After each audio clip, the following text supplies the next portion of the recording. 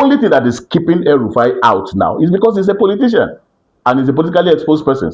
That's the only thing, and that he plays a big role in the opposition. And so the idea that you don't want to fall into the narrative of suppressing Or witch hunting the opposition just when elections are around the corner. So it's really it's really like holding the country hostage and ransom. Shouldn't the law supersede It should. the narrative of witch hunting? Absolutely, it should. But then, I mean, politicians will always be very careful about narratives. So that's the point that I'm making, because that's why I made this that I said that, look, if this was an ordinary person that has done this, the person would be in detention right now. We would probably have been even brought to court for the first appearance in court in terms of it. But people of this level who abuse their leverage, who abuse their exposure, who abuse their authority, are the ones who are actually undermining the state, the institutions of the state. And that's why I've said elsewhere, particularly when we talk in civil society and even with the media, when we talk about Nigeria's election and the rest of that. And I said, look, the biggest risk to Nigeria's elections is not the Electoral Act. It's not the electoral law. It's not the constitution. It's not the electoral management body. The biggest risk to Nigeria's democracy is the Nigerian politician.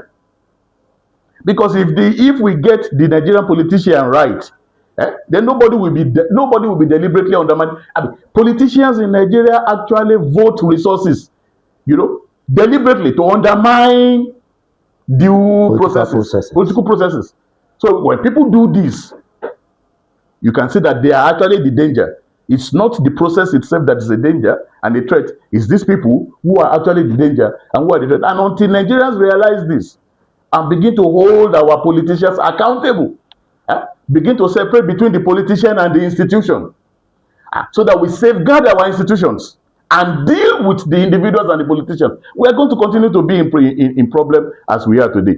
Should anybody who admits to this kind of thing, should that person not be prosecuted? Of course, the person should be prosecuted. The only reason why this person is not being prosecuted today is the reasons that I've given you. And again, let us also be clear about one thing.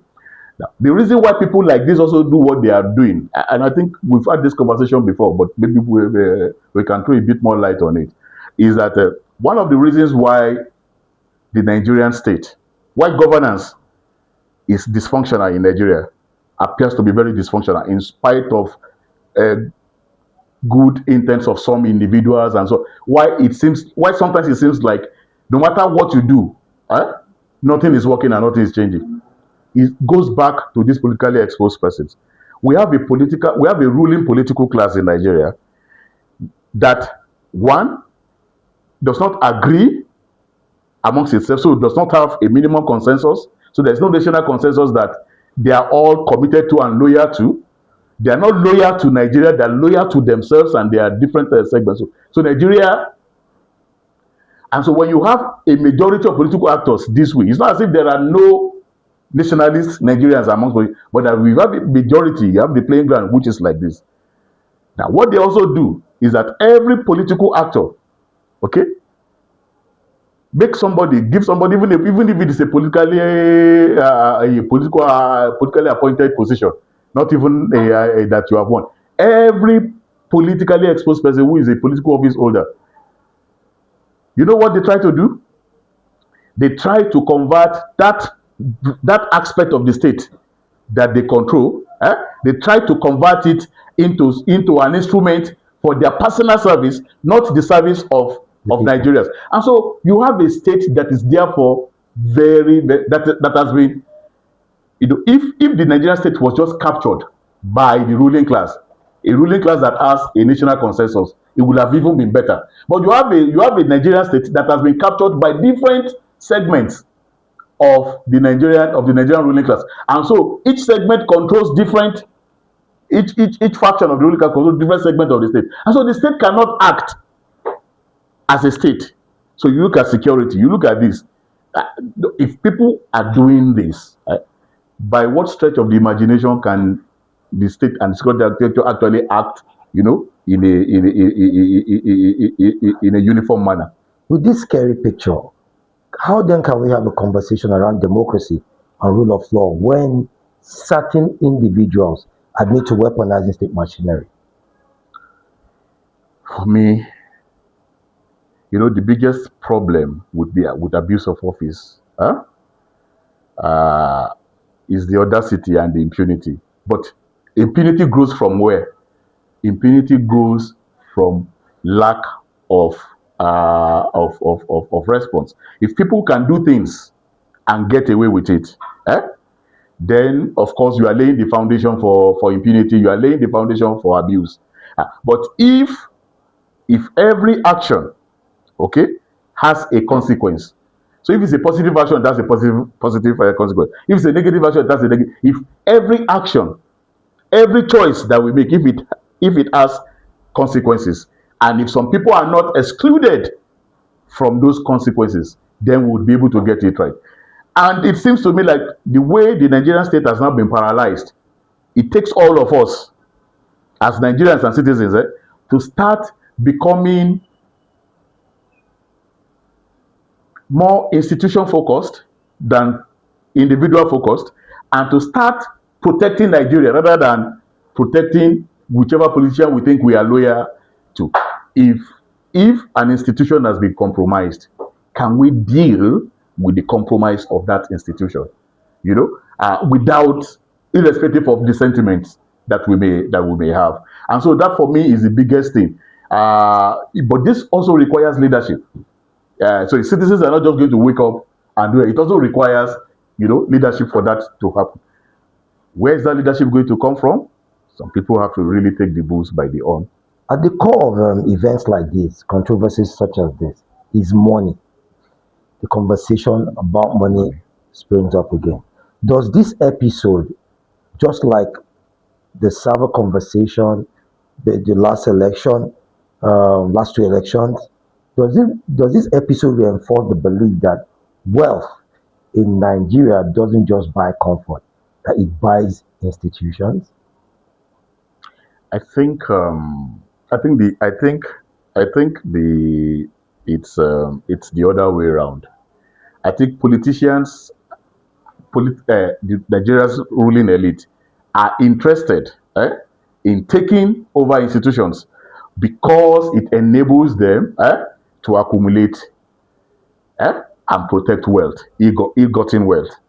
So the institutions, that's why they weaponize and instrumentalize the institutions for their own personal gain, because that's how they make that's how they make ends meet. That's how they make their wealth. That's how, and protect the. So if you acquire wealth, illegally, okay, then you also need to be able to protect it.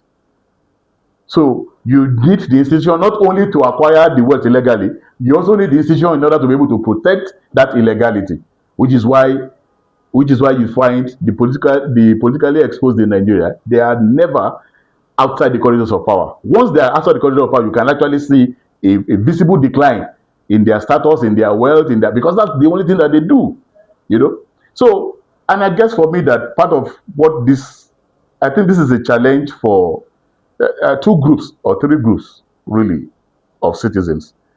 I think that active citizens in civil society, in the media, need to band together, and become more politically active. I think that business people, particularly those, who, of course, I mean, they may have benefited from patronage from politics, but are actually business people and investor people. I think it's high time they also become very interested in politics, so that they can sanitize politics, so that even their own wealth that they are actually making in more legitimate ways can actually be safeguarded. Because otherwise, these people who are making illegal wealth would simply crash everything for them. And then the third level of people that I think also needs to be able to do this after citizens and after the business people.